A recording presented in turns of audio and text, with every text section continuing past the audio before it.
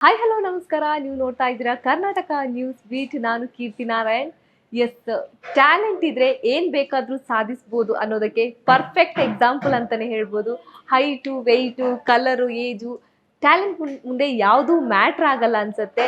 ಸದ್ಯ ಇವರು ಇವತ್ತು ನಮ್ಮ ಜೊತೆ ಇರೋ ಗೆಸ್ಟ್. ಇವರು ಸದ್ಯ ಕನ್ನಡ ಇಂಡಸ್ಟ್ರಿಯಲ್ಲಿ 10 ವರ್ಷಗಳನ್ನ ಪೂರೈಸಿದ್ದಾರೆ. ಜೊತೆಗೆ ಸುಮಾರು 40ಕ್ಕೂ ಹೆಚ್ಚು ಸಿನಿಮಾಗಳಲ್ಲಿ ನಟನೆ ಮಾಡಿ ಸೈ ಎನಿಸಿಕೊಂಡಿದ್ದಾರೆ. ತಮ್ಮ ಮಾಸ್ಟರ್ ಪೀಸ್ ಸಿನಿಮಾ ಮೂಲಕ ತಮ್ಮ ಸಿನಿ ಕೆರಿಯರ್ನ ಶುರು ಮಾಡಿ ಈಗ ಇಲ್ಲಿ ತನಕ ರೀಚ್ ಆಗಿದ್ದಾರೆ. ಎಸ್, ನಿಮ್ಗೆ ಈಗಾಗಲೇ ಗೊತ್ತಾಗಿರುತ್ತೆ ಯಾರು ಅಂತ. ನಮ್ಮ ಜೊತೆ ಇವತ್ತು master piece Ananthu alias Ananthu ಅವ್ರು ನಮ್ಮ ಜೊತೆ ಇದ್ದಾರೆ. ಬನ್ನಿ ಅವ್ರನ್ನ ಸ್ವಾಗತಿಸೋಣ. ಹಾಯ್ ಸರ್, ಹೇಗಿದ್ದೀರಾ? ನಮಸ್ಕಾರ, ನಾವು ಚೆನ್ನಾಗಿದ್ದೀವಿ. ನೀವು ಹೇಗಿದ್ದೀರಾ? ನಾನು ಆರಾಮಾಗಿದ್ದೀನಿ ಸರ್. 10 ವರ್ಷ ಇಂಡಸ್ಟ್ರಿಯಲ್ಲಿ ಪೂರ್ಣಗೊಳಿಸಿದ್ರಿ. 10 ವರ್ಷ ಸುಲಭದ ಮಾತೇ ಅಲ್ಲ ಇಂಡಸ್ಟ್ರಿಯಲ್ಲಿ. ಸೊ ಹೆಂಗ್ ನಡೀತಾ ಇದೆ, ಹೇಗೆ ನಿಮ್ಮ ಜರ್ನಿ ಬಗ್ಗೆ ಹೇಳೋದಾದ್ರೆ? ಒಂದು ಒಳ್ಳೆ ಜಗತ್ತಿಗೆ ನಾನು ಬಂದಿದ್ದೀನಿ ಅನಿಸ್ತಾ ಇದೆ. ಅಂದರೆ ಕಲರ್ಫುಲ್ ಲೈಫ್ಗೆ ನಾನು ಎಂಟರ್ ಕೊಟ್ಟಿದ್ದೀನಿ 10 ವರ್ಷದ ಕೆಳಗೆ. ತುಂಬ ಖುಷಿ ಇದೆ. ನನ್ನ ಈ ಸಿನಿ ಕೆರಿಯರ್ ನಾನು ತುಂಬ ಅಂದರೆ ತುಂಬ ಎಂಜಾಯ್ ಮಾಡ್ತಾಯಿದ್ದೀನಿ. ಸ್ಕೂಲೆಲ್ಲ ನಾನು ಚಾಮರಾಜಪೇಟೆಯಲ್ಲಿ ಪ್ರೈಮರಿ ಮುಗಿಸ್ದೆ. ಅದಾದಮೇಲೆ ಹೈಸ್ಕೂಲ್ ಬಂದು ನ್ಯಾಷನಲ್ ಹೈಸ್ಕೂಲ್ ಬಸವನಗುಡಿ ಅಲ್ಲಿ ಓದಿದ್ದು. ಮೂಲತಃ ಬೆಂಗಳೂರಿನವರೇ ನೀವು? ಪ್ರಾಪರ್ ಪಕ್ಕ ಲೋಕಲ್ ಬೆಂಗಳೂರು. ಸೊ ಅದಾದಮೇಲೆ ನ್ಯಾಷನಲ್ ಕಾಲೇಜ್ ಬಸವನಗುಡಿಯಲ್ಲಿ ಸೆಕೆಂಡ್ PU ಫೇಲ್ ಆಗಿ ಆಮೇಲೆ ಆ್ಯನಿಮೇಷನ್ ಜಾಯಿನ್ ಆಗಿ ಒಂದಷ್ಟು ವರ್ಕ್ ಮಾಡಿ ಆಮೇಲೆ ಸಿನಿಮಾ ಕೆರಿಯರ್ಗೆ ಬಂದಿದ್ದು. ಇಂಡಸ್ಟ್ರಿ ಲಿಂಕ್ ಹೆಂಗೆ ಸ್ಟಾರ್ಟ್ ಆಯಿತು? ಅಂದರೆ ಮಾಸ್ಟರ್ ಪೀಸ್ ಸಿನಿಮಾದ ಮೂಲಕ ನೀವು ಇಂಡಸ್ಟ್ರಿಗೆ ಎಂಟ್ರಿ ಕೊಡ್ತೀರಾ, ಹೆಂಗೆ ಸಾಧ್ಯ ಆಯಿತು? ಆ್ಯಕ್ಚುಲಿ ನಾನು ಮಾಸ್ಟರ್ ಪೀಸ್ ಸಿನಿಮಾ ಬರೋಕ್ಕೂ ಮುಂಚೆ ನಮ್ಮ ರಾಕಿ ಬಾಯ್ ಮಾಸ್ಟರ್ ಪೀಸ್ ಯಶ್ ಅಣ್ಣನ ಮನೆಗೆ ಹೋಗಿದ್ದೆ. ಅಂದರೆ ಅವ್ರ ಬರ್ಡೇ ಇತ್ತು. ಅವತ್ತು ಅವ್ರಿಗೆ ವಿಶ್ ಮಾಡೋಕ್ಕೆ ಹೋಗಿದ್ದೆ. ಅಲ್ಲಿ ವಸಿಷ್ಠ ಮತ್ತು ಮಂಜು ಮಾಂಡವ್ಯ ಸರು ಇಬ್ಬರು ಬಂದರು. ವಸಿಷ್ಠ ಅವ್ರು ಬಂದು ನನ್ನ ಕಾಲೇಜಲ್ಲಿ ನನ್ನ ಜೊತೆ ಓದಿರೋದು. ಅವರು ಮಾಸ್ಟರ್ ಪೀಸ್ ಡೈರೆಕ್ಟರ್ನ ಪರಿಚಯ ಮಾಡಿಸ್ಕೊಟ್ರು. ಅದಾದಮೇಲೆ ಮಂಜು ಮಾಂಡವ್ಯ ಸರು ನನ್ನ ಕೇಳಿದ್ರು, ಯಾವ ಸಿನಿಮಾಲ್ಲಿ ಮಾಡ್ತೀನೋ ಅಂತ ಕೇಳಿದ್ರು. ಯಾವ ಸಿನಿಮಾ, ಯಾರು ಹೀರೋ ಅಂತೆಲ್ಲ ಕೇಳಿದೆ. ನೀನು ಮಾಡೋ, ನಾನು ಮಾಡಿಸ್ತೀನಿ, ತಲೆ ಕೆಡ್ಸ್ಕೊಬೇಡ, ಮಾಡು ಅಂತ ಒಂದು ಉರಿ ದುಂಬಿಸಿದ್ರು. ಅಲ್ಲಿಂದ ಸ್ಟಾರ್ಟ್ ಆಗಿದ್ದು. ಇವಾಗ 10 ವರ್ಷದಲ್ಲಿ 45 ಸಿನಿಮಾ ಆಗಿದೆ. ಹಂಗಾದ್ರೆ ನೀವು ರಾಕಿ ಬಾಯ್ ಅವರ ಮನೆಗೆ ಹೋಗಿದ್ದೀರಿ ಅಂದರೆ ನೀವು ಅವರ ಫ್ಯಾನೇ ಆಗಿರ್ತೀರಿ. ಖಂಡಿತ ನಾನು ನಮ್ಮ ಸಿನಿ ವರ್ಲ್ಡಲ್ಲಿ ನಾನು ಪ್ರತಿಯೊಬ್ಬರಿಗೂ ಫ್ಯಾನ್ ಆಗಿದ್ದೀನಿ. ರಾಕಿ ಬಾಯ್ ಫ್ಯಾನ್, ಶಿವಣ್ಣ ಫ್ಯಾನ್, ನಮ್ಮ ಡಿ ಬಾಸ್ ಅವ್ರ ಫ್ಯಾನ್. ನಾನು ಈ ಥರ ನಾನು ಪ್ರತಿಯೊಬ್ಬರಿಗೂ ಇಷ್ಟಪಡ್ತೀನಿ. ಇವರು ಅವರು ಅಂತ ಭೇದ ಭಾವ ಮಾಡಲ್ಲ. ನಮಗೆಲ್ಲರೂ ಬೇಕು, ನಮಗೆಲ್ಲರೂ ಜೊತೆಗಾರರೇ. ಅವ್ರ ಜೊತೆ ವರ್ಕ್ ಮಾಡೋಕ್ಕೆ ನಮಗೆ ಒಂದು ಲಕ್ ಇರುತ್ತೆ, ಅಷ್ಟೇ ವಿಷಯ. ಯಶ್ ಅವ್ರನ್ನ ಬಹಳ ಹತ್ತಿರದಿಂದ ನೋಡಿರ್ತೀರಾ. ಇವತ್ತು ಅವರ ಬೆಳವಣಿಗೆ ನೋಡಿದರೆ ನಿಮ್ಗೆ ಏನು ಅನಿಸುತ್ತೆ? ಹ್ಯಾಟ್ಸ್ ಆಫ್ ಹೇಳ್ಬೇಕಾಗತ್ತೆ. ಯಾಕೆಂದರೆ ಸುಮ್ಮನೆ ಅದು ಮಾಡೋಕ್ಕಾಗಲ್ಲ. ಯಾಕೆಂದರೆ ಅವರು ಒಂದೊಂದು ವಿಷಯ ಹೇಳ್ಬಿಟ್ಟು ಅದನ್ನು ಮಾಡಿ ಪ್ರೂವ್ ಮಾಡಿ ತೋರಿಸಿದ್ದಾರೆ. ಸೊ ಅದ್ರ ಬಗ್ಗೆ ಹ್ಯಾಟ್ಸ್ ಆಫ್ ಇದೆ. ಅವರು ನೋಡಿ ತುಂಬ ಜನ ಕಲಿಯುವಂಥದ್ದು, ನಮ್ಮ ಇಂಡಸ್ಟ್ರಿಯವರೇ ಕಲಿಯುವಂಥದ್ದು ತುಂಬ ಇದೆ. ಒಂದು ಸಿನಿಮಾ ಮಾಡ್ತಾರೆ, ನೆಕ್ಸ್ಟ್ ವಾಪಸ್ ಆಪರ್ಚುನಿಟಿ ಸಿಗೋದು ಕೆಲವರಿಗೆ ಸಿಗುತ್ತೆ, ಕೆಲವರಿಗೆ ಕಷ್ಟ ಆಗುತ್ತೆ ಆಪರ್ಚುನಿಟಿ ಅನ್ನೋದು. ನಿಮಗೆ ನೆಕ್ಸ್ಟ್ ಕಮ್ಮಿಂಗ್ ಡೇಸ್ ಹೆಂಗಾಯಿತು? ಲೀ ಅಂತ ಒಂದು ಸಿನಿಮಾ ಮಾಡಿದೆ. ಶಿವಣ್ಣ ಅವ್ರದ್ದು ಸಂತೆಯಲ್ಲಿ ನಿಂತ ಕಬೀರ ಅಂತ ಒಂದು ಸಿನಿಮಾ ಮಾಡಿದೆ. ಅದಾದಮೇಲೆ ಒಂದು ಸ್ವಲ್ಪ ಬ್ರೇಕ್ ಆಯಿತು. ಅಂದರೆ ಮಾಸ್ಟರ್ ಪೀಸು, ಶಿವಣ್ಣದು, ಕಬೀರ, ಅಲಿ ಇದೆಲ್ಲ ಆದಮೇಲೆ 1.5 ವರ್ಷ ಬ್ರೇಕ್ ಆಯಿತು. 2017ವರೆಗೂ ಬ್ರೇಕ್ ಆಯಿತು. 17th ಆಗಸ್ಟ್ 2000ದಿಂದ 2018 ಆಗಸ್ಟ್ ಒಳಗೆ 15ರಿಂದ 20 ಸಿನಿಮಾ ಮಾಡ್ಕೊಬಂದಿದ್ದೀನಿ.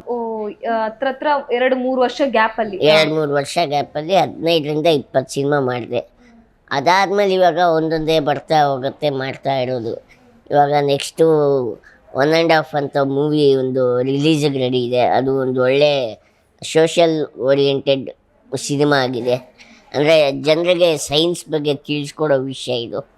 ಆಮೇಲೆ ಅದಾದಮೇಲೆ ನಮ್ಮ ಬ್ಯಾಕ್ ಬೋನ್ ಚಿಕ್ಕಣ್ಣ ಅವ್ರದ್ದು ಲಕ್ಷ್ಮೀಪುತ್ರ ಸಿನಿಮಾ ಮಾಡ್ತಾಯಿದ್ದೀನಿ. ಅದರಲ್ಲಿ ಒಂದು ಒಳ್ಳೆ ಕ್ಯಾರೆಕ್ಟ್ರು ಚಿಕ್ಕಣ್ಣ ಅವರು ಮತ್ತು AP ಅರ್ಜುನ್ ಸರು, ಸ್ವಾಮಿ ಸರು ಎಲ್ಲ ಒಂದು ಒಳ್ಳೆ ಕ್ಯಾರೆಕ್ಟ್ರು ಕೊಟ್ಟು ನನಗೆ ಆ ಸಿನಿಮಾ ಫುಲ್ಲು ಆ್ಯಕ್ಟ್ ಮಾಡಿಸಿದ್ದಾರೆ. ಅದಾದಮೇಲೆ ಇನ್ನೂ ಒಂದಷ್ಟು ಸಿನಿಮಾಗಳು ನಡೀತಾ ಇದೆ ಇವಾಗ.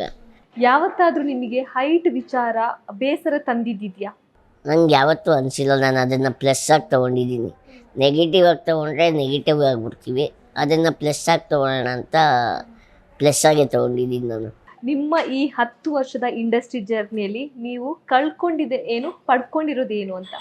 ಕಳ್ಕೊಳಕ್ಕೇನೂ ಇಲ್ಲ, ಇಲ್ಲಿ ಎಲ್ಲ ಪಡ್ಕೊಂಡಿದ್ದೇ ಇದೆ. ಜನರ ಪ್ರೀತಿ, ಬಣ್ಣ, ಕ್ಯಾಮ್ರಾ, ಪ್ರತಿಯೊಂದು ಪಡ್ಕೊಂಡಿರೋದೇ ಇದೆ. ಕಳ್ಕೊಂಡಿದ್ದು ಆ ಥರ ಏನೂ ಇಲ್ಲ ಅನ್ಕೊಂತೀನಿ. ಒಬ್ಬ ಆರ್ಟಿಸ್ಟಿಗೆ ಸಕ್ಸಸ್ ಅನ್ನೋದೇ ಬಹಳ ಮುಖ್ಯ ಆಗಿರುತ್ತೆ. ಒಬ್ಬ ಆಕ್ಟಿಂಗ್ ಮಾಡಿದ್ದಾರೆ ಅಂದ್ರೆ ಅವರಿಗೆ ಸಕ್ಸಸ್ ಸಿಗ್ಲೇಬೇಕು ಅನ್ನೋದಿರುತ್ತೆ.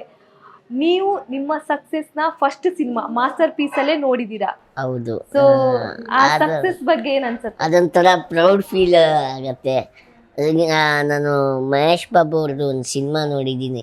ಸಕ್ಸಸ್ಗೆ ಫುಲ್ ಸ್ಟಾಪ್ ಇರಬಾರ್ದು, ಕಾಮ ಮಾತ್ರ ಇರಬೇಕು, ಸಕ್ಸಸ್ ಕಾಣ್ತಾ ಹೋಗಬೇಕು, ಕಂಟಿನ್ಯೂ ಮಾಡ್ತಾ ಹೋಗಬೇಕು ಅನ್ನೋದೇ ಅವ್ರಿಂದ ಸಿನಿಮಾಯಿಂದ ಕಲ್ತಿರೋದು. ಒಂದೇ ಸಕ್ಸಸ್ಗೆ ವೆಯ್ಟ್ ಮಾಡಬಾರ್ದು, ಸಕ್ಸಸ್ನ ಹುಡ್ಕೊಂಡು ಹೋಗ್ತಾ ಇರಬೇಕು. ಸೊ ಎಲ್ರಿಗೂ ಬೇಕಾಗಿರೋದು ಅಭಿಮಾನಿಗಳು ಕರೆಯುವಂತ ಹೆಸರು, ಅಭಿಮಾನಿಗಳು ನಿಮ್ಮನ್ನ ಗುರುತಿಸೋದೇ ಎಲ್ರಿಗೂ ಮುಖ್ಯ ಆಗಿರುತ್ತೆ. ಸೊ ನಿಮ್ಮನ್ನ ಅಭಿಮಾನಿಗಳು ಮಾಸ್ಟರ್ ಪೀಸ್ ಅನಂತು ಅಂತ ಗುರುತಿಸಿದಾಗ ಏನ್ ಅನ್ಸುತ್ತೆ ಅಂತ? ಅವರು ಗುರುತಿಸೋ ವಿಧಾನನೇ ಒಂಥರ ಡಿಫ್ರೆಂಟ್ ಆಗಿರುತ್ತೆ. ಯಾಕೆಂದರೆ ನನ್ನ ಫಸ್ಟ್ ಸೀನ್ ಬಂದು ಕಟೌಟ್ ಕೆಳಗೆ ನೋಡೋದು, ಅದನ್ನು ನೋಡಿ ಗುರು ಇದೇ ಅಲ್ವಾ ಅದು ಅಂತ ಕೇಳ್ತಾರೆ. ನಾನು ಹೆಮ್ಮೆಯಿಂದ ಪ್ರೌಡಾಗಿ ಹೇಳ್ಕೊತೀನಿ, ಆ ಸಿನಿಮಾ ನಾನು ಮಾಡಿರೋ ಸಿನಿಮಾನೇ, ನಾನು ಆ್ಯಕ್ಟ್ ಮಾಡಿದ್ದೀನಿ ಅಂತ ಪ್ರೌಡಾಗಿ ಹೇಳ್ಕೊತೀನಿ. ನಿಮ್ಮ ಈ 10 ವರ್ಷದ ಜರ್ನಿಯಲ್ಲಿ ನಿಮ್ಮ ಒಂದ್ಸಲ ಹಿಂದೆ ತಿರುಗಿ ನೋಡಿದಾಗ ಸ್ಯಾಟಿಸ್ಫ್ಯಾಕ್ಷನ್ ಅನ್ನೋದಿದೆಯಾ? ತುಂಬ ಇದೆ ಮೇಡಮ್. ಒಂದು ಸರ್ತಿ ನಾವು ಮುಖಕ್ಕೆ ಬಣ್ಣ ಹಚ್ಚಿದ್ರೆ ಅದು ಸ್ಯಾಟಿಸ್ಫ್ಯಾಕ್ಷನ್ನೇ. ನಾವು ಕೆಲಸ ಮಾಡ್ತಾ ಇರಬೇಕು, ಸ್ಟಾಪ್ ಮಾಡಬಾರ್ದು. ಅದು ನನ್ನ ಪಾಯಿಂಟ್ ಆಫ್ ವ್ಯೂ. ಅದು ಎಲ್ಲರೂ ಸ್ಟಾಪ್ ಆದರೆ ನಮಗೆ ಒಂಥರ ಟೈಮಿಂಗು ಮತ್ತು ಎಲ್ಲ ಒಂದು ಚೂರು ಗ್ಯಾಪ್ ಆಗಿಬಿಟ್ರೆ ಎಲ್ಲ ಬಿಡಿ ಆಗಿಬಿಡುತ್ತೆ. ಅದು ಆಗಕ್ಕೆ ಬಿಡಬಾರ್ದು ಅಷ್ಟೇ. ನಮ್ಮ ಟ್ಯಾಲೆಂಟ್ನ ನಾವು ಕ್ರಿಯೇಟ್ ಮಾಡ್ಕೋಬೇಕು. ಯಾವತ್ತೂ ನಾವು ಟ್ಯಾಲೆಂಟು ನಮ್ಗೆ ಚಾನ್ಸ್ ಕೊಡಿ ಅಂತ ಕೇಳಬಾರ್ದು. ನಾವು ಟ್ಯಾಲೆಂಟ್ನ ನಮ್ಮ ಕೆಲಸನ ನಾವು ಕ್ರಿಯೇಟ್ ಮಾಡಿಕೊಂಡ್ರೆ ನಮ್ಮ ಟ್ಯಾಲೆಂಟು ಉಪಯೋಗಕ್ಕೆ ಬರ್ತಿದೆ ಅಂತ ಅರ್ಥ. ನಿಮ್ಮ ಲೈಫಲ್ಲಿ ತುಂಬ ಬೇಸರ ತಂದಂಥ ವಿಚಾರ ಯಾವುದು? ಅಪ್ಪು ಸರ್ ತೀರ್ಕೊಂಡಿದ್ದು, ಅಂಬರೀಷ್ ಅಂಕಲ್, ನಮ್ಮ ದಿಗ್ಗಜರೆಲ್ಲ ಅವ್ರನ್ನೆಲ್ಲ ಕಳ್ಕೊಂಡಿದ್ದು ಬೇಸರ ತರೋಂಥ ವಿಷಯ. ಯಾವತ್ತಾದ್ರೂ ಇಂಡಸ್ಟ್ರಿ ಬೇಡ, ಸಾಕಪ್ಪ ಸಾಕು ಅಂತ ಅನ್ಸಿದ್ದು ಯಾವತ್ತಾದ್ರೂ ಇದೆಯಾ? ಖಂಡಿತ ಇಲ್ಲ ಮೇಡಮ್. ನಾನು ಖುಷಿಯಿಂದ ಕೆಲಸ ಮಾಡ್ತಾಯಿದ್ದೀನಿ, ಯಾವತ್ತೂ ಅನಿಸಿಲ್ಲ, ಅನ್ಸ್ಕೊಳಕ್ಕೆ ನಾನು ಬಿಡೋದು ಇಲ್ಲ. ನಾನು ಕೆಲಸ ಮಾಡ್ತಾ ಹೋಗ್ತೀನಿ. ಇವಾಗ ಒಂದು ಸಿನಿಮಾದಿಂದ ಇನ್ನೊಂದು ಸಿನಿಮಾಗೆ ಒಂದಷ್ಟು ಗ್ಯಾಪ್ ಇರುತ್ತೆ. ಒಂದು ಸಿನಿಮಾ ರಿಲೀಸ್ ಆಗಬೇಕು ಆದರೆ ಅಥವಾ ಸಿನಿಮಾದಲ್ಲಿ ಆಫರ್ ಬರಬೇಕಾದ್ರೆ ಒಂದು ಸ್ವಲ್ಪ ಗ್ಯಾಪ್ ಇರುತ್ತೆ. ಆ ಗ್ಯಾಪಲ್ಲಿ ನಿಮಗೆ ಯಾವತ್ತಾದರೂ ಅಯ್ಯೋ ಇಂಡಸ್ಟ್ರಿಗೆ ಬಂದು ತಪ್ಪು ಮಾಡಿದೆ ಅನ್ನೋ ಫೀಲ್ ಕೊಟ್ಟಿದ್ಯಾ? ಖಂಡಿತ ಯಾವತ್ತೂ ಅನಿಸಿಲ್ಲ ಮೇಡಮ್. ಯಾಕೆಂದರೆ ನಮಗೆ ಗೊತ್ತು ಸಿನಿಮಾಗೆ ಎಷ್ಟು ಟೈಮ್ ಹಿಡಿಯುತ್ತೆ. ಅದು ಗೊತ್ತಿರೋದ್ರಿಂದ ನಮ್ಮ ಪೇಷನ್ಸ್ನ ನಾವು ಯಾವತ್ತೂ ಕಳ್ಕೊಬಾರ್ದು. ಆ ಪೇಷನ್ಸ್ ಇಟ್ಕೊಂಡಿದ್ರೆ ನಾವು ಸಿನಿಮಾ ಲೈಫಲ್ಲಿ ಸಕ್ಸಸ್ ಕಾಣ್ತಾ ಇರ್ತೀವಿ. ಆ ಪೇಷನ್ಸ್ ಲಾಸ್ ಆದರೆ ಖಂಡಿತ ನಾವು ಏನು ಮಾಡೋಕ್ಕಾಗಲ್ಲ. ಒಂದಷ್ಟು ಜನ ಚಾನ್ಸ್ ಕೊಡಿಸಿ ಮಾಡ್ತೀನಿ ಅಂತಾರೆ, ಮಾಡಿ, ನಾವು ಕೊಡಿಸ್ತೀವಿ, ಬೇಡ ಅನ್ನೋಲ್ಲ. ಇವತ್ತು ಸಿಕ್ಕಿ ಚಾನ್ಸ್ ಕೇಳಿರ್ತಾರೆ, ನಾಳೆ ಬೆಳಿಗ್ಗೆ ಯಾವುದಾದ್ರು ಬಂತಾಣ ಅಂತ ಕೇಳ್ತಾರೆ. ಪೇಷನ್ಸ್ ಕಳ್ಕೊಳ್ಳಿ. ಹಂಗೇನಾದ್ರು ನೀವು ಬೇಕು ಅನಿಸಿದ್ರೆ ಅಲ್ಲಿಂದ ನಿಮಗೆ ಕಾಲ್ ಬಂದೇ ಬರುತ್ತೆ. ನಿಮ್ಮ ಪ್ರೊಫೈಲೆಲ್ಲ ನಾವೆಲ್ಲರಿಗೂ ಕಳಿಸಿರ್ತೀವಿ. ಕಳಿಸಿದ್ಮೇಲೆ ಅವ್ರು ಕಾಲ್ ಮಾಡಬೇಕು. ನಾನು ಡೈರೆಕ್ಟ್ರಾಗಿ ನಾನು ಮಾಡೋದು ಬೇರೆ, ಅದೇ ಬೇರೆ ಸಿನಿಮಾಗೆ ಬೇರೆ ಡೈರೆಕ್ಟ್ರ್ ಮಾಡೋದು. ನೀನು ಬೇಕಾ ಬೇಡವಾ ಅನ್ನೋದು ಅವರು, ನಾವಲ್ಲ. ಸೊ ನಾನು ಅವ್ರಿಗೆ ಅದೊಂದು ರಿಕ್ವೆಸ್ಟ್ ಮಾಡ್ಕೊತೀನಿ, ಯಾರಾದರೂ ಚಾನ್ಸ್ ಕೇಳ್ತೀರಾ ಕೇಳಿ, ಬೇಡ ಅನ್ನೋಲ್ಲ. ತಕ್ಷಣ ನಾಳೆ ಬೆಳಿಗ್ಗೆನೇ ಚಾನ್ಸ್ ಕ್ರಿಯೇಟ್ ಆಗುತ್ತೆ ಅಂದರೆ ಅದು ಸುಳ್ಳು ಮಾತು. ತುಂಬ ಪೇಷನ್ಸ್ ಇಟ್ಕೋಬೇಕು, ತುಂಬ ಚೆನ್ನಾಗಿ ಗುರಿ ಇಟ್ಕೋಬೇಕು. ಅಲ್ಲಿವರೆಗೂ ಪೇಷನ್ಸ್ ಇಡಬೇಕಷ್ಟೆ. ನಿಮ್ಮ ಪೇಷನ್ಸೇ ನಿಮ್ಮನ್ನು ಇಲ್ಲಿವರೆಗೂ ತಲುಪಿಸ್ತು ಅಂತ ಅನಿಸ್ತಾ ಇದೆಯಾ? 100% ಹೌದು. ಇಲ್ಲಾಂದರೆ ನಾವು ಸಸ್ಟೈನ್ ಆಗೋಕ್ಕಾಗಲ್ಲ. ಇವಾಗ ಯಾರೇ ಸಸ್ಟೈನ್ ಆಗಬೇಕು ಅಂದರೂ ವೆಯ್ಟ್ ಮಾಡಬೇಕು, ಪ್ರತಿಫಲ ಸಿಗತ್ತೆ. ಇವಾಗ ನೆಕ್ಸ್ಟು ನಾನು ಒಂದು ಪ್ಲ್ಯಾನಿಂಗಲ್ಲಿದ್ದೀನಿ, ಒಂದು ಡೈರೆಕ್ಷನ್ ಪ್ಲ್ಯಾನಿಂಗಲ್ಲಿದ್ದೀನಿ. ಅದು ಮಾಡಬೇಕು ಅಂದರೆ ನಾನು ಪ್ರೊಡ್ಯೂಸರಿಗೆ ಕಾಯಬೇಕು. ಪ್ರೊಡ್ಯೂಸರಿಗೆ ಆದಮೇಲೆ ಪ್ರೀ ಪ್ರೊಡಕ್ಷನ್ ವರ್ಕಿಗೆ ಕಾಯಬೇಕು. ಅದಾದಮೇಲೆ ನಾನು ಶೂಟಿಂಗ್ ಆದಮೇಲೆ ಪೋಸ್ಟ್ ಪ್ರೊಡಕ್ಷನ್ಗೆ ಕಾಯಬೇಕು. ಪ್ರತಿಯೊಂದು ವಿಷಯದಲ್ಲೂ ಕಾಯೋದಿದ್ದೇ ಇರುತ್ತಾ. ನಾನು ಇವತ್ತು ಸಿನಿಮಾ ಡೈರೆಕ್ಷನ್ ಮಾಡ್ತೀನಿ, ನಾಳೆ ಸಿಕ್ಬಿಟ್ರು ನಾಳೆ ರಿಲೀಸ್ ಮಾಡಿಬಿಡ್ತೀನಿ ಅನ್ನೋಕ್ಕಾಗತ್ತಾ? ಖಂಡಿತ ಆಗಲ್ಲ. ಒಂದು ಟೈಮ್ ಸ್ಪ್ಯಾನ್ ಇರುತ್ತೆ ಒಂದು ಸಿನಿಮಾ ಮಾಡೋಕ್ಕೆ. ಆ ಸ್ಪ್ಯಾನ್ಗೆ ವೆಯ್ಟ್ ಮಾಡಬೇಕಷ್ಟೇ, ಇನ್ನೇನಿಲ್ಲ. ಇವಾಗ ಅಪ್ಕಮಿಂಗ್ ಹೀರೋಸ್ ಅಥವಾ ಹೊಸ ಹೊಸ ಕಲಾವಿದರಿಗೆ ನಿಮ್ಮ ಕಿವಿ ಮಾತು ಏನಾಗಿರುತ್ತೆ? ಕಿವಿ ಮಾತು ಇಷ್ಟೇ, ಪೇಷನ್ಸ್ ಒಂದೇ ಕಿವಿ ಮಾತು, ಇನ್ನೇನು ಹೇಳೋಷ್ಟಿಲ್ಲ. ಅವರು ಟ್ಯಾಲೆಂಟ್ ಆಗಿದ್ದರೆ ಅವ್ರನ್ನ ಕರೀತಾರೆ. ಟ್ಯಾಲೆಂಟೆಡ್ಸ್ ಯಾವತ್ತಿದ್ರು ಚಾನ್ಸ್ನ ಕೇಳ್ಕೊಂಡು ಹೋಗಲ್ಲ, ಚಾನ್ಸ್ನ ಕ್ರಿಯೇಟ್ ಮಾಡ್ಕೊತಾರೆ. ಇವಾಗ ಇಂಡಸ್ಟ್ರಿಯಲ್ಲಿ ಕಲಾವಿದರಿಗೆ ಏನೂ ಕೊರತೆ ಇಲ್ಲ. ಹೊಸ ಹೊಸ ಸಿನಿಮಾಗಳು ಬರುತ್ತೆ, ಹೊಸ ಹೊಸ ಕಲಾವಿದರು ಹುಟ್ಕೋತಾರೆ, ಕಲಾವಿದರಿಗೆ ಹೊಸ ಹೊಸ ಕಲಾವಿದರು ಬರ್ತಾರೆ ಅನ್ನೋದೇ ದೊಡ್ಡ ಕೊರತೆ ಆಗಿದೆ. ಸೊ ನಿಮಗೆ ಯಾವತ್ತಾದ್ರೂ ಅವಕಾಶದ ಕೊರತೆ ಆಗಿದೆಯಾ? ನನಗೇನು ಆ ಥರ ಅನಿಸಿಲ್ಲಪ್ಪ. ನಾನು ಕೆಲಸ ಮಾಡಿದಾಗ ನನ್ನ ಆ್ಯಕ್ಟಿಂಗ್ ಸ್ಕಿಲ್ಸ್ ನೋಡ್ಬಿಟ್ಟು ಕರೀತಾರೆ, ಟೈಮ್ ಹಿಡಿಯುತ್ತೆ, ಕಾಯ್ತೀನಿ. ಸೊ ನನಗೇನು ಕೊರತೆ ಅನಿಸಿಲ್ಲಪ್ಪ. ಅದು ಮಾಡೋಣ, ಸಿನಿಮಾ ಮಾಡೋಣ, ಯಾರು ಕೇಳಿದ್ರು ಇಲ್ಲ ಅನ್ನಲ್ಲ. ಅವ್ರು ಒಂದು ಕತೆ ಒಂದು ಲೈನ್ ಏನಿದೆಯೋ ಅದು ಕೇಳ್ತೀನಿ, ನಾನು ಆ ಪಾತ್ರಕ್ಕೆ ಸೂಟ್ ಆಗ್ತೀನಾ ಮಾಡ್ತೀನಿ, ಇಲ್ಲಾಂದರೆ ಬೇಡ. ನಾನು ಫೋರ್ಸ್ ಮಾಡಿ ನಂಗೆ ಚಾನ್ಸ್ ಕೊಡಿ ಅದಿಲ್ಲ.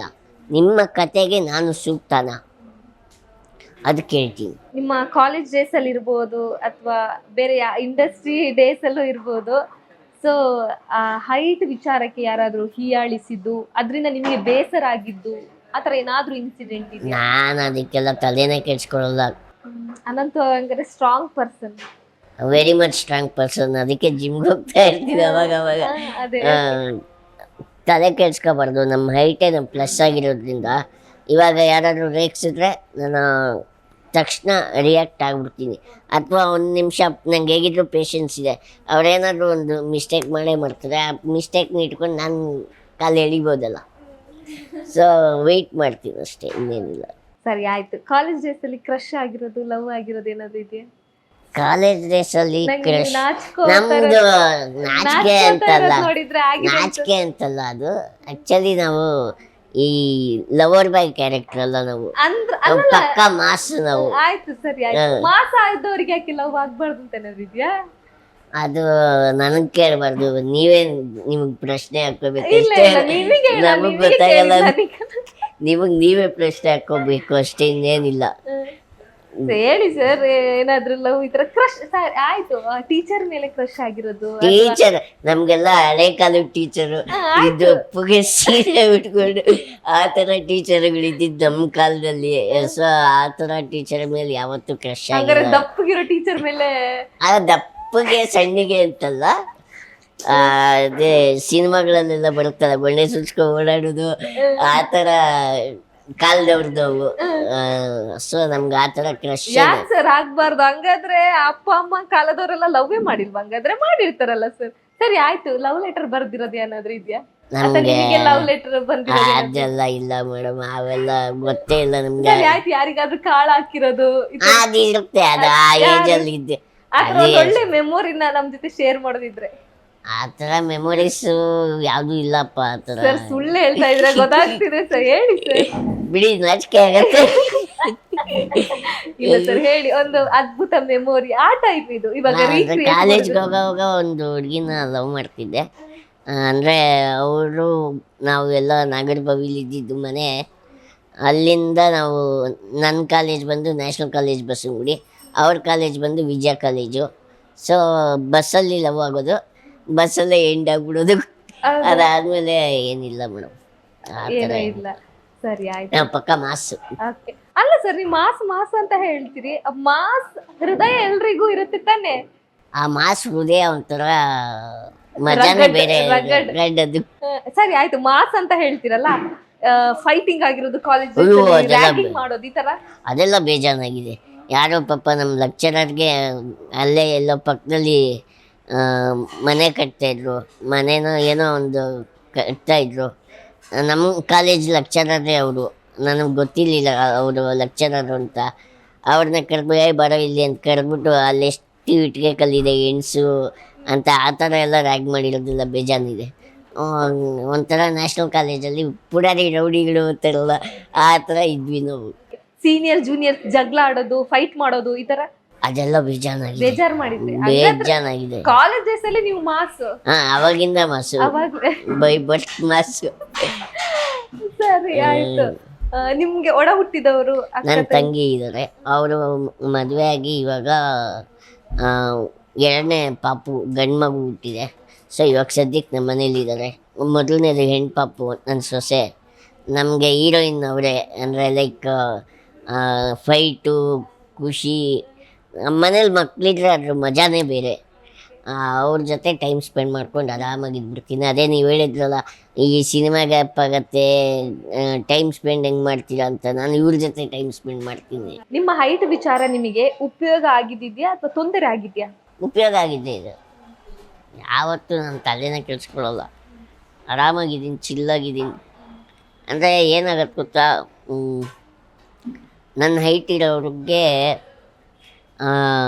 ಯೋಚನೆ ಮಾಡ್ತಾರೆ,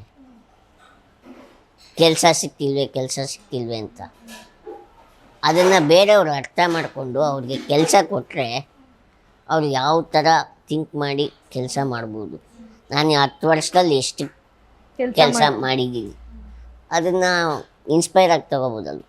ಆದ್ರೆ ನಾನು ಇವಾಗ ಹೇಳೋಣ ಅಂತ ಬಂದೆ. ಇವಾಗ ಸಾಕಷ್ಟು ಜನ ಇನ್ಸ್ಪೈರ್ ಆಗೋದಕ್ಕಿಂತ ತುಂಬಾ ಸ್ಟ್ರಗಲ್ ಮಾಡ್ತಾರೆ, ಸ್ಟ್ರೆಸ್ ತಗೊಂತಾರೆ, ಜೊತೆಗೆ ನನ್ನಿಂದ ಏನು ಸಾಧ್ಯ ಇಲ್ಲ ಅಂತ ಅವರಿಗೆ ಅವರೇ ಅನ್ಕೊಂತಾರೆ. ಅದರಿಂದ ಡಿಪ್ರೆಷನ್ಗೆ ಹೋಗ್ತಾರೆ. ಸೊ ಕೆಲವೊಂದು ಸೂಸೈಡ್ ಮಾಡೋದು ಇದೆ. ಸೊ ಅಂಥವ್ರಿಗೆ ಏನ್ ಹೇಳ್ತೀರಾ? ಅದು ವೀಕ್ ಮೈಂಡೆಡ್ ಪೀಪಲ್ ಅಂತ ಹೇಳಕ್ ಹೋಗ್ತೀನಿ. ದಯವಿಟ್ಟು ಹಂಗಿರಬೇಡಿ. ಯಾಕೆ ಆ ಥರ ಇರಬೇಕು? ಪ್ಲಸ್ ನೀವು ಏನು ನೆಗೆಟಿವ್ ಇದ್ದೀರೋ ಅದನ್ನೇ ಪ್ಲಸ್ ಆಗಿ ತೊಗೊಂಡು ಕೆಲಸ ಮಾಡಿ. ಯಾಕೆ ತಪ್ಪೇನಿಲ್ಲ. ನಾನು ಈ ಥರ ಇದ್ದೀನಿ, ಆ ಥರ ಇದ್ದೀನಿ, ಅವೆಲ್ಲ ಬೇಕಾಗೇ ಇಲ್ಲ. ನಾವು ಹೆಂಗಾದ್ರೂ ಇಲ್ಲಿ ನಾವು ಕೆಲಸ ಮಾಡಬೇಕು, ಮಾಡ್ತೀವಿ ಅಷ್ಟೇ ಅಲ್ವಾ. ಓಕೆ, ಇನ್ನು ಮದುವೆ ವಿಚಾರಕ್ಕೆ ಬರೋದಿದ್ರೆ, ಯಾವಾಗ ಮದುವೆ ಪ್ಲಾನ್ಸ್ ಏನಾರು ಇದೆಯಾ? ಇದ್ರೆ ನೆಮ್ಮದಿಯಾಗಿರ್ಬೇಕು. ಯಾಕೆ ಮದುವೆ ಯೋಚನೆ ಇಲ್ಲ? ಏನು ಅದ್ರ ಬಗ್ಗೆ ಯೋಚನೆ ಇಲ್ಲ, ಆರಾಮಾಗಿದ್ದೀನಿ, ಓಡಾಡ್ಕೊಂಡು. ಟೈಮಿಂಗ್ ಇರಲ್ಲ ನಮಗೆ. ಅಂದ್ರೆ ಮದುವೆ ಆದ್ರೆ ನೆಮ್ಮದಿ ಇರಲ್ಲ ಅಂತನಾ? ನೆಮ್ಮದಿ ಇದೆಯೋ ಇಲ್ವೋ ಗೊತ್ತಿಲ್ಲ. ನಿಮಗೆ ಮದುವೆ ಆಗಿದೆಯಾ? ಆಗಿದ್ರೆ ನಿಮಗೆ ಗೊತ್ತಿರುತ್ತೆ. ನಂಗೆ ಗೊತ್ತಿಲ್ಲ, ಮದುವೆ ಆಗಿದ್ರೆ ಹೇಳ್ತಿದ್ದೆ, ಗೊತ್ತಿಲ್ಲ. ಹಂಗಿದ್ರೆ ಬಿಡಿ, ನಾವಿಬ್ರು ತಲೆ ಕೆಡ್ಸ್ಕೊಳ್ಳೋದು ಬೇಡ. ಎದಕ್ಕೆ ತಲೆ ಕೆಡ್ಸ್ಕೊಬೇಕು? ಸರಿ ಆಯ್ತು. ಯಾವ ತರ ಹುಡುಗಿ ಬೇಕು ಅಂತ ಏನಾದ್ರು ಇದೆಯಾ? ಅವ್ರಿಗೆ ಶೈನ್ ಶೆಟ್ಟಿ ಸರ್ ಹೇಳಿದ್ರಲ್ಲ, ಇವಾಗ ಹೆಂಗಾಗಿದೆ ಅಂದರೆ ಆ ಥರ ಹುಡುಗಿ ಬೇಕು. Shine Shetty sir inspire. ಈ ಥರ ಹುಡುಗಿ ಬೇಕು, ಆ ಥರ ಹುಡುಗಿ ಬೇಕು ಅನ್ನೋದು ಏನಿಲ್ಲ. ಆ ಥರ ಇದ್ದೀವಿ. ಆ ಮೆಂಟಾಲಿಟಿಯಲ್ಲಿ ಇದ್ದೀರಾ ಇವಾಗ ಪ್ರೆಸೆಂಟ್. ನಮ್ಮ ಏಜ್ ಆ ಥರ ಇದೆ, ನಾವೇನು ಮಾಡೋಕ್ಕಾಗತ್ತೆ. ನಾವು 25-26 ಆ ಟೈಮಲ್ಲಾಗಿದ್ದರೆ ಪಟಾಯಿಸ್ಕೊಂಡು ಮದುವೆ ಆಗ್ಬಿಡ್ಬೋದಾಯಿತು. ಆವಾಗ ಯಾರೂ ಬೀಳಿಲ್ಲ, ಇವಾಗ ಬೀಳ್ತಾ ಇಲ್ಲ, ನಮಗೆ ಅವಕಾಶ ಇಲ್ಲ. ಸರಿ, ಇವಾಗ ಮುಂದೆ ಡೈರೆಕ್ಷನ್ ಮಾಡ್ಬೇಕು ಅಂತ ಹೊರಟಿದ್ದೀರಾ ನೀವು. ಯಾವ ಜಾನರ್ ಇರ್ಬೋದು, ಯಾವ ತರ ಕಥೆಯನ್ನ ಮಾಡ್ಬೇಕು ಅಂತ ಅನ್ಕೊಂಡಿದ್ದೀರಾ? ಒಂದು ಕಾಮಿಡಿ ಇರಬೇಕು. ನಾನು ಕಾಮಿಡಿಯನ್ನು ನನ್ನ ಸಿನಿಮಾದಲ್ಲಿ ಕಾಮಿಡಿ, ಕ್ರೈಮ್, ರಿವೆಂಜ್ ಈ 3 ಪ್ಯಾಟ್ರನ್ ಇಟ್ಕೊಂಡು ಒಂದು ಕತೆ ಹೇಳಿದ್ದೀನಿ. ಅದು ಮಾಡ್ತೀವಿ. ಇವಾಗ ಏನಾಗ್ತಿದೆ ಅಂದ್ರೆ, ವಾರದಲ್ಲಿ 5-6 ಸಿನಿಮಾಗಳು ರಿಲೀಸ್ ಆಗ್ತವೆ. 5-6 ಅಲ್ಲ, 15-20 ಆಗುತ್ತೆ. ಹೌದು, ಜನ ಬರೋದು ಥಿಯೇಟರ್ಗೆ ಸಿಕ್ಕಾಪಟ್ಟೆ ಕಡಿಮೆ ಆಗಿದೆ. ಆ ಕಾರಣಕ್ಕೆ ಥಿಯೇಟರ್ಗಳೇ ಮುಚ್ಚೋಗ್ತಿದೆಯಲ್ಲ. ಹೌದು, ಥಿಯೇಟರ್ಗಳು ಮುಚ್ಚೋಗ್ತಾ ಇದೆ. ಈ ಕಡೆ ಥಿಯೇಟರ್ಗಳು ಮುಚ್ಚೋಗ್ತಾ ಇದೆ, ಈ ಕಡೆ ಮಲ್ಟಿಪ್ಲೆಕ್ಸ್ಗಳಲ್ಲಿ ಸಿನಿಮಾಗಳು ಕೊಡಲ್ಲ, ಆ ಕಡೆ OTTಲಿ ನಮ್ಮ ಸಿನಿಮಾಗಳು ತಗೊಳ್ಳಲ್ಲ. ಈ ಥರ ಪ್ರಾಬ್ಲಮ್ ಆಗ್ಬಿಟ್ಟಿದೆ ನಮ್ಮ ಇಂಡಸ್ಟ್ರೀಲಿ. OTT ನೆಟ್ಫ್ಲಿಕ್ಸಲ್ಲಿ ನಮ್ಮ ಸಿನಿಮಾಗಳು ತಗೊಳ್ಳಲ್ಲ. ಅಮೆಝಾನ್ ಅವರು ಅದೇನು ಸ್ಟ್ರಾಂಗ್ ಟೆಕ್ನಿಷಿಯನ್ಸ್ ಇರಬೇಕು ಅಂತಾರೆ. ಯಾಕೆ ಟೆಕ್ನಿಷಿಯನ್ಸ್ ಇಲ್ಲದೆ ಸಿನಿಮಾ ಮಾಡೋಕ್ಕೆ ಹೋಗ್ತೀವ ನಾವು? ಕನ್ನಡ ಇಂಡಸ್ಟ್ರಿಗೆ ಇತ್ತೀಚಿನ ದಿನಗಳಲ್ಲಿ ಏನಾಗ್ತಿದೆ ಅಂದರೆ, ಸಾಕಷ್ಟು ಸಿನಿಮಾಗಳು ಬಂದಿದೆ. ಕಾಂತಾರ ಇರ್ಬೋದು, ಬೇರೆ ಬೇರೆ ಸಿನಿಮಾಗಳು ಪ್ಯಾನ್ ಇಂಡಿಯಾ ಲೆವೆಲ್ ಅಲ್ಲಿ ಟಾಕ್ಸಿಕ್ ಇರ್ಬೋದು, KGF ಇರ್ಬೋದು, ಸಾಕಷ್ಟು ಸಿನಿಮಾಗಳು ಪ್ಯಾನ್ ಇಂಡಿಯಾದವರು ತಿರುಗಿ ನೋಡುವಂತೆ ಮಾಡಿದೆ. ಅಂದ್ರೂ ಕೂಡ ಈ OTT ಅವರು ಸಿನಿಮಾನ ತಗೊಳ್ಳೋದು ಇಲ್ಲ ಅನ್ನೋದಕ್ಕೆ ಏನ್ ರೀಸನ್ ಇರ್ಬೋದು ಅಂತ? ಅವ್ರು ಕೇಳ್ತಾರೆ, ಅದೇನದು ಟೆಕ್ನಿಕಲಿ ಸ್ಟ್ರಾಂಗ್ ಇಲ್ಲ, ಮೇಕಿಂಗ್ ಇಲ್ಲ ಅಂತ. ನೀವು ಫಸ್ಟು ಸಿನಿಮಾ ನೋಡೋಕ್ಕೆ ನಮ್ಗೆ ಅವಕಾಶ ಕೊಡಿ, ಸಿನಿಮಾ ನೋಡೋಕ್ಕೆ ಅವಕಾಶ ಕೊಡಿ. ನೋಡಿದ್ರೆ ನಿಮ್ಗೆ ಇಷ್ಟ ಆಗೇ ಆಗತ್ತೆ, ಅವಾಗ ತಗೊಳ್ಳಿ. ನೀವು ನೋಡೋದೇ ಇಲ್ಲ, ಇವ್ನು ಬಂದಿದ್ದಾನೆ, ಇವ್ನು ಬೇಡ, ಹೋಗಿ ಕಳಿಸು, ಆಚೆ ಕಳಿಸು ಅಂದರೆ ನಾವು ಎಲ್ಲಿಗೆ ಹೋಗ್ಬೇಕು?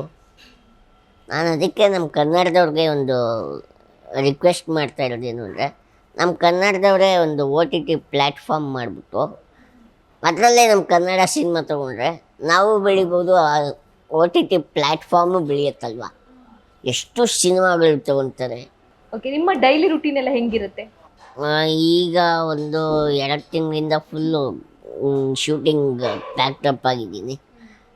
ಅದು ಬಿಟ್ಟರೆ ಬೆಳಗ್ಗೆ ಜಿಮ್ಮು, ಆಮೇಲೆ ದೇವಸ್ಥಾನ, ಅಂದರೆ ಪಲ್ಟಿ ಹೊಡೆದು ನಮಸ್ಕಾರ ಮಾಡಿ ಹಂಗಲ್ಲ, ಒಂದು ಭಕ್ತಿ ಇದೆ, ದೇವ್ರ ಬಗ್ಗೆ ಒಂದು ಭಕ್ತಿ ಇದೆ. ಅದು ಜಿಮ್ ಆದಮೇಲೆ ಶೂಟಿಂಗ್ ಇಲ್ಲ ಅಂದರೆ ಮನೇಲಿ ಇರ್ತೀನಿ. ಈ ನಡುವೆ ಹಂಗಾಗ್ತಾಯಿಲ್ಲ, ಯಾಕೆಂದರೆ ನಾನು ಸ್ಕ್ರಿಪ್ಟ್ ವರ್ಕ್ ಮಾಡ್ತಾ ಇರೋದ್ರಿಂದ ಅದರಲ್ಲಿ ಫುಲ್ ಒಳಗೊಂಡು ಬ್ಯುಸಿ ಆಗಿಬಿಟ್ಟಿದ್ದೀನಿ. ಒಂದು 6 ತಿಂಗಳಿಂದ ಅದ್ರ ಬಗ್ಗೆನೇ ಓಡಾಟ ಈ ಥರ ಆಗಿರೋದ್ರಿಂದ ನಾವು ಬ್ಯುಸಿ ಆಗಿದ್ದೀವಿ. ನೀವು ದರ್ಶನ್ ಸರ್ನ ಬಹಳ ಹತ್ರದಿಂದ ನೋಡಿರ್ತೀರಾ. ಸೊ ಯಾವ ಥರ ಸೆಟ್ಟಲ್ಲೆಲ್ಲ ಹೆಂಗಿದ್ರು, ಯಾವ ಥರದ ಮನುಷ್ಯ, ನಿಮಗೂ ಅವ್ರಿಗೂ ಅವ್ರ ಜೊತೆ ಕಳೆದಂಥ ಒಂದು ಅದ್ಭುತ ಮೆಮೊರಿಯನ್ನು ಇವಾಗ ನೀವು ಶೇರ್ ಮಾಡೋದಿದ್ರೆ? ನಮಗೆ ಬಾಸ್ ಡಿ ಅಂದರೆ ದೇವರು, ಅವರು ಇದ್ದರೆ ನಮ್ಮ ಸಿನಿಮಾ ಇಂಡಸ್ಟ್ರಿ ಇನ್ನೊಂದು ಸ್ಟೆಪ್ ಅಪ್ ಆಗತ್ತೆ. ಓಕೆ, ಅವರು ಎಷ್ಟೋ ಜನಕ್ಕೆ ಅವಕಾಶ ಕೊಟ್ಟಿದ್ದಾರೆ, ತುಂಬ ಅಂದರೆ ತುಂಬ ಜನಕ್ಕೆ ಅವಕಾಶ ಕೊಟ್ಟಿದ್ದಾರೆ. ಅವ್ರನ್ನ ನಾವು ತುಂಬ ಮಿಸ್ ಮಾಡ್ಕೊತಾ ಇದ್ದೀವಿ. ಅವರು ಆದಷ್ಟು ಬೇಗ ಆಚೆ ಬರಲಿ ಅಂತ ದೇವರಲ್ಲಿ ಪ್ರಾರ್ಥನೆ ಮಾಡ್ತೀವಿ. ಅವರು ಸೆಟ್ಟಲ್ಲಿ ಹೆಂಗಿರ್ತಾರೆ ಅಂತ, ಅಯ್ಯೋ ಅವ್ರು ಬಂದರೆ ಒಂಥರ ಅವರೇ ಬೇರೆ ಥರ ಒಂದು ಪರ್ಸ್ನಾಲಿಟಿ ಇಟ್ಕೊಂಡು ಬರ್ತಾರೆ ಗೊತ್ತಾ. ನಾನು ಹೇಳ್ದೆ ಗೊತ್ತಾ, ಮಾಸ್ಗೆ ಬಾಸ್ ಅವರು. ಅವ್ರು ಬಂದರೆ ಒಂಥರ ಸ್ಮೆಲ್ಲೇ ಒಂಥರ ಬೇರೆ ಮಜಾ ಕೊಡುತ್ತೆ. ಬಂದ ತಕ್ಷಣ ಅವರು ಚಿಕ್ಕವರು ದೊಡ್ಡವರು ಅದೆಲ್ಲ ಏನೂ ಇಲ್ಲ. ಸರ್ ಹೇಗಿದ್ದೀರಾ ಸರ್, ಆರಾಮಾಗಿದ್ದೀರಾ, ಊಟ ಮಾಡಿದ್ರಾ?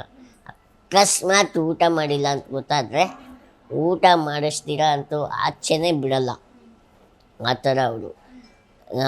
ಅವ್ರಿಗೆ ಈ ಕಷ್ಟ ಕಾಲದಲ್ಲಿ ನನಗೆ ತುಂಬ ಖುಷಿಯಾಗಿರೋ ವಿಷಯ ಅಂದರೆ ನಮ್ಮ ಧನ್ವೀರ್ ಅವರು ಎಷ್ಟು ಸಪೋರ್ಟ್ ಮಾಡ್ತಿದ್ದಾರೆ ಮೇಡಮ್. ಇವಾಗ ಈ ಥರ ಯಾರೂ ನಾನು ನೋಡಿಲ್ಲ. ತುಂಬ ಅಂದರೆ ತುಂಬ ಚೆನ್ನಾಗಿ ಸಪೋರ್ಟ್ ಮಾಡ್ಕೊಂಡಿದ್ದಾರೆ. ನನಗೆ ಅದು ತುಂಬ ಖುಷಿ ಆಯಿತು ಮೇಡಮ್. ಓಕೆ, ಅಲ್ಲ ನೀವು ಅವ್ರ ಜೊತೆ ಯಾವ್ದಾರ ಅದ್ಭುತ ಮೆಮೊರಿ ಏನಾದ್ರು? ಅದ್ಭುತ ಮೆಮೊರಿ ಅಂದರೆ ಒಂದು ಸರ್ತಿ ತಾರಕ್ ಮೂವಿ ಶೂಟಿಂಗ್ ನೋಡೋಕ್ಕೆ ಅಂತ ಹೋಗಿದ್ದಿದ್ದು. ಆ ಟೈಮಲ್ಲಿ ಹೋದ ತಕ್ಷಣ ಸರ್ ಬನ್ನಿ ಸರ್ ಕೂತ್ಕೊಳ್ಳಿ ಸರ್ ಅಂದರು. ಕೂತ್ಕೊಂಡೆ. ಅನಂತು ಅಂತ ಮಾಸ್ಟರ್ ಪೀಸು ಒಂದು 5-6 ಸಿನಿಮಾ ಮಾಡಿದ್ದೀನಿ ಅಂದೆ. ನೋಡಿದ್ದೀನಿ ಸರ್, ನೋಡಿದ್ದೀನಿ ಅಂತಂದರು. ಸರ್ಗೆ ಹಾಲು ತೊಗೊಂಬರು ಅಂದರು. ನನಗೆ ಹಾಲು ಆಮೇಲೆ ಆ ಮಿಲ್ಕ್ ಪ್ರಾಡಕ್ಟ್ಸ್ ನನಗೆ ಆಗಲ್ಲ, ಕೆಲವ್ರಿಗೆ ಆಗಲ್ವಲ್ಲ ಅದು, ನಂಗೆ ಆಗಲ್ಲ ಅದು. ತಗೊಂಬಂದರು. ತಗೊಳ್ಳಿ ಸರ್ ಅಂತ ಅವರೇ ಕೈಯಾರೆ ಕೊಟ್ಟು ಕುಡಿ ಸರ್. ಬಸ್ ನನಗೆ ಸ್ಮೆಲ್ ಆಗಲ್ಲ, ನೀವು ಕುಡೀರಿ, ಅದೇನಾಗತ್ತೋ ಆಗಲಿ, ನಾನು ನೋಡ್ಕೊತೀನಿ, ನಾನು ಇಲ್ಲೇ ಪಕ್ಕದಲ್ಲೇ ಕೂತಿರ್ತೀನಿ, ಹಿಂಗೇ ಇರ್ತೀನಿ ಅಂತಂದ್ಬಿಟ್ಟು ನಾನು ಕುಡಿಯೋವರೆಗೂ ಅವ್ರು ಹಿಂಗೇ ಇದ್ದಾರೆ. ಬಾಸ್ ಬಿಟ್ಬಿಡಿ ಅಂತ ನಾನು ಅವರು ಕುಡಿಬೇಕು. ಆ ಥರ ದಿನಕರ್ ಸರು ಅಷ್ಟೇ. ನಾನು ಅವ್ರಿಗೂ ಡೈರೆಕ್ಷನ್ ಮಾಡಿರೋ ಲೈಫ್ ಜೊತೆ ಒಂದು ಸೆಲ್ಫಿ ಅಂತ ಒಂದು ಸಿನಿಮಾ ಮಾಡಿದೆ. ತಪ್ಪಿ ಪಲ್ಯ ಹಾಕ್ಸ್ಕೊಳ್ಳಿಲ್ಲ. ಅವರು ಹಾಕು ತಿನ್ನು ಏನಾಗತ್ತೆ ನಾನು ನೋಡ್ತೀನಿ. ಅವ್ರ ಫ್ಯಾಮಿಲಿನೇ ಒಂಥರ ಲೆಜೆಂಡ್ ಫ್ಯಾಮಿಲಿ, ಆ ಥರ ಅವರು. ಆಮೇಲೆ ರಾಬರ್ಟ್ ಸಿನಿಮಾ ಶೂಟಿಂಗ್ ಟೈಮಲ್ಲಿ ಹಿಂಗೇ ನೋಡ್ತಾ ಇದ್ದೆ ಬಾಸ್ನ. ಅಯ್ಯೋ ಬಾಸ್ ಹೀಗೆ ಹೆಂಗಿದ್ದೀರಾ ಬಾಸ್ ನೀವು ಅಂತ. ಆವಾಗ ಏನ್ರಿ ತಿನ್ಕೊಂಬಿಡೋ ಥರ ನೋಡ್ತಾ ಇದ್ದೀರಾ, ತಿಂತೀರಾ ಬರಲ್ಲ ಅಂತೆಲ್ಲ ಕೇಳಿದ್ರು. ಬೇಡ ಬಸ್ ಅಂತಂದ್ಬಿಟ್ಟು ನಾನು ಸೈಡಲ್ಲಿ ಕುತ್ಕೊಂಡ್ಬಿಟ್ಟೆ. ಆ ಥರ ಒಂದೊಳ್ಳೆ ಮನಸ್ಸಿರೋ ವ್ಯಕ್ತಿ ಅವರು. ಅವ್ರು ಆಚೆ ಬರಲಿ ಅಂತ ದೇವರಲ್ಲಿ ಕೇಳ್ಕೊತೀನಿ. ಜೊತೆಗೆ ನೀವು ಯಶ್ ಅವ್ರನ್ನ ಕೂಡ ಹತ್ರದಿಂದ ನೋಡಿರ್ತೀರಾ.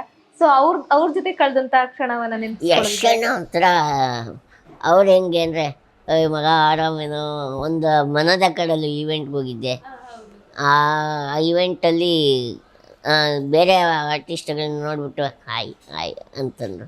ನನ್ನನ್ನು ನೋಡಿಟ್ಟು ಮಗ ಹೆಂಗಿದೆಯೋ ಮಗ ಆರಾಮೇನೋ ಅಂತಂದ್ಬಿಟ್ಟು ಕರೆದ್ಬಿಟ್ಟು ಮಾತಾಡಿ ಹುಷಾರು, ಏನೇ ತೊಂದರೆ ಆದರೂ ಹೇಳು, ಫೋನ್ ಮಾಡ್ತೀನಿ, ಹೇಳ್ತೀನಿ, ಬಾ ಸಿಗೋಣ ಅಂತೆಲ್ಲ ಹೇಳಿ ಕಳಿಸಿದ್ರು. ಒಳ್ಳೆ ಮಜಾ. ಮಾಸ್ಟರ್ ಪೀಸ್ ಸೆಟ್ಟಲ್ಲೂ ಅಷ್ಟೇ ಒಂಥರ ಅವರು ಒಂಥರ ನಾವುಗಳೆಲ್ಲ ಒಂದೇ ಕಡೆ ಕೂತ್ಕೊಂಡು ತಿನ್ನೋದು ಆ ಥರ ಎಲ್ಲ ಮಾಡ್ತೀವಲ್ಲ, ಅವರು ಅದೇ ಥರ ಎಲ್ಲರ ಜೊತೆ ಮಿಂಗಲ್ ಆಗೋದು, ರೇಗಿಸೋದು, ಮಜಾ ತಗೊಳ್ಳೋದು, ಆ ಥರ ಎಲ್ಲ ತುಂಬ ಚೆನ್ನಾಗಿ ಮಾತಾಡ್ತಾರೆ ಯಶಣ್ಣ. ಅದೊಂದು ಮಜಾ ಇದೆ. ಇವಾಗ ಏನಾಗುತ್ತೆ ಅಂದ್ರೆ ಕೆಲವೊಂದ್ಸಲ ಸಿನಿಮಾ ಶೂಟಿಂಗ್ಗೆ ಕರ್ಸ್ಕೊಂತಾರೆ, ಶೂಟಿಂಗ್ ಮಾಡಿಸ್ಕೊಂತಾರೆ, ಪೇಮೆಂಟ್ ವಿಷಯದಲ್ಲಿ ಆಟ ಆಡಿಸ್ತಾರೆ. ಇತ್ತೀಚೆಗೆ ಕೆಲವರಿಗೆ ಆ ಸಮಸ್ಯೆಗಳು ಹೆಚ್ಚಾಗಿ ಕಾಡ್ತಾ ಇರುವಂಥದ್ದು. ಸೊ ನಿಮಗೆ ಆ ಥರದ ಅನುಭವ ಆಗಿದೆಯಾ, ಅಥವಾ ಲೈಕ್ ಕ್ಯಾರೆಕ್ಟರ್ ರೀಪ್ಲೇಸ್ ಮಾಡುವಂಥದ್ದು? ಅದೆಲ್ಲ ಬೇಜಾನಾಗಿದೆ. ಅದೆಲ್ಲ ಆಗ್ತಾನೆ ಇರುತ್ತೆ. ಪಾಲಿಟಿಕ್ಸ್ ಇದ್ದೇ ಇರುತ್ತೆ ಎಲ್ಲ ಕಡೆ.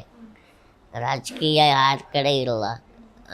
ರಾಜಕೀಯದಲ್ಲೂ ಇದೆ, ಐ ಟಿ ಕಂಪನಿಲೂ ಇದೆ, ಸಿನಿಮಾ ಇಂಡಸ್ಟ್ರಿಲೂ ಇದೆ, ಆಮೇಲೆ ಗೌರ್ನಮೆಂಟ್ ಆಫೀಸಲ್ಲೂ ಇದೆ.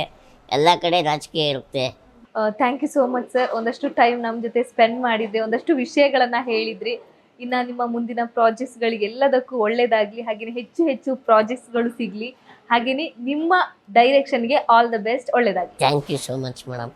Thank you.